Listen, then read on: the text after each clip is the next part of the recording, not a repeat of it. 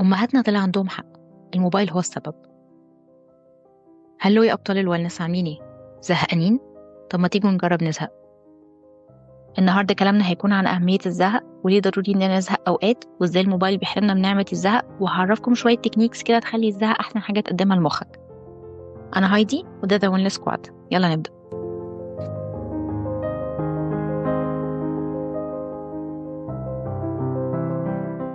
عارفين الجملة اللي بنسمعها من ماما بتاعت سيب الموبايل ده، الموبايل ده هو اللي بوظ دماغك؟ احنا بنسمع ونقول كلام أمهات وخلاص، بس الحقيقة إن كلام الأمهات ده فيه جزء كبير صح. المشكلة مش بس في الموبايل كجهاز، المشكلة إننا نسينا حاجة مهمة، إننا نعرف نزهق. يعني إيه أصلا زهق؟ الزهق هو حالة من الضيق النفسي وانخفاض الاستثارة العقلية، يعني مفيش حواليك حاجة مؤثرة بتشد انتباهك وبتتحمس لها. الزهق ده هو الدافع اللي بيخلينا نبتكر، نرسم، نكتب، أو حتى نفكر في حياتنا. لكن إحنا ما بقيناش نسمح لنفسنا نزهق. أول ما بنقف في طابور ولا نستنى حد ولا حتى نقعد دقيقتين لوحدنا، إيدنا بتروح للموبايل على طول. بقينا بنخاف من الهدوء، وبقينا بنعتبر الزهق شيء لازم نهرب منه فورا بأي دوشة من السوشيال ميديا. ليه الموبايل بيسيطر علينا كده؟ حاجة واحدة: الدوبامين. الدوبامين هو مادة كيميائية وناقل عصبي في المخ بيسموه هرمون السعادة، بس هو وظيفته الأساسية المكافأة والتحفيز. في الطبيعي مخك بيديك دوبامين لما بتعمل حاجة وتاخد نتيجة، زي لما تذاكر وتنجح أو تتمرن وتخلص تمرين. لكن السكرولينج في الموبايل ده بيديك دوبامين سهل وسريع. كل فيديو قصير بتشوفه أو لايك بيجيلك ده بيدي مخك جرعة سريعة من غير أي مجهود منك. مع الوقت مخك بيتعود على ده، وبيبدأ يرفض أي حاجة تانية محتاجة صبر. فبتلاقي نفسك مش عارف تستمتع بحاجات زي كتاب تقراه، أو تمشية لوحدك في الشارع، أو قعدة هادية في البلكونة. ودايما زهقان لأنك بقيت مدمن للمكافآت السريعة دي. لما بنفضل نشحن كونتنت ومعلومات من السوشيال ميديا طول الوقت، مخنا بيتحول لمخزن، وهو المفروض يكون مصنع بينتج. انت بتخزن في مخك قصص واخبار وفيديوز ومشاكل ناس وخناقات في كومنتس، فالمخ ما بيبقاش عنده وقت يعالج كل المعلومات دي او ينتج افكاره الخاصه. هنا بتظهر اهميه الزهق. في وقت الزهق والهدوء المخ بيبدا يفلتر الكركبه دي، يربط المعلومات ببعضها، يطلع بحلول لمشاكل او يبتكر افكار جديده. لو مفيش وقت زهق مفيش فرصه لمخنا انه يرتب الدوشه اللي جواه، فهتفضل دماغك مكركبه وزحمه طول الوقت. لو تلاحظوا ان اغلب الافكار العبقريه والكرياتيف بتيجي في الشاور او واحنا قاعدين باصين للسقف، لان ده الوقت الوحيد اللي مخك خد فيه بيرميشن انه يزهق ويدور على اثاره من جواه.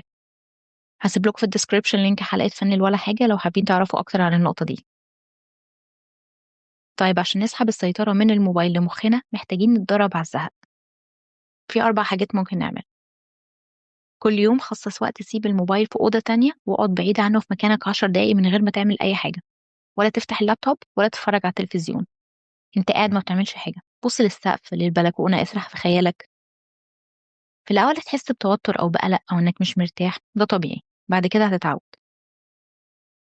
كل فترة اعمل ديتوكس من الموبايل، مش بس 10 دقايق، أنا بتكلم في يوم كامل. طبعا لو أنت مش في الشغل ومش محتاج الموبايل معاك، لو عندنا الإمكانية دي نعمل كده. لو ما عندناش ممكن نزود عن ال10 دقايق، نخليه نص ساعة أو ساعة. لكن لو نقدر إن احنا نقعد اليوم كامل أو على الأقل ساعات النهار كلها من غير الموبايل، نجرب نعمل ده. أنا جربت ده امبارح لأني مؤخرا كنت بمسك الموبايل كتير، فلقيت ان انا عملت حاجات كتيره جدا امبارح بعيد عن الموبايل. قعدت كتير مع نفسي اكتر من العادي. في كتاب كنت بلاقيه قريت منه كتير جدا اكتر من الكميه اللي بقراها عاده. في حاجات كنت مأجلاها عملتها. حاجه مهمه: استغل وقت الانتظار. انا نفسي ما بحبش الانتظار، بيبقى وقت تقيل وممل. بس بقيت اعود نفسي ان انا اصبر، وان انا ادي نفسي فرصه ازهق، وان انا ادي نفسي فرصه ان انا اركز مع اللي بيحصل حواليا في الوقت اللي انا قاعده مستنيه فيه. المرة الجاية وانت واقف في طابور أو مستني دورك في عيادة الدكتور أو مستني في أي مكان، قاوم رغبتك في إنك تطلع الموبايل. اسمح لنفسك إنك تزهق شوية. راقب اللي حواليك، فكر في موضوع مأجله. ممكن تعمل أي تمرين مايندفولنس من اللي اتكلمنا عنهم قبل كده. آخر حاجة: اتعلم وتقبل إنك تكون موجود من غير فعل. يعني تكون موجود وبس، مش لازم طول الوقت تكون بتعمل حاجة أو بتستهلك محتوى. تقبل فكرة إنك تكون قاعد ما بتعملش حاجة. في النهاية، الموبايل مش الشرير بتاع القصة. الموبايل مهم ومفيد أوقات كتيرة كمان، لكن ما تسمحش لنفسك توصل لمرحلة إنك ما بتعرفش تقعد من غيره 5 دقايق وما بتعرفش تزهق. لأن الزهق مش عدوك ومش حاجة وحشة. الزهق هو البريك اللي مخك محتاجه عشان يقدر يبدع وينتج. المرة الجاية لما تحس إن دماغك زحمة ومش قادر تفكر، قوم ازهق شوية.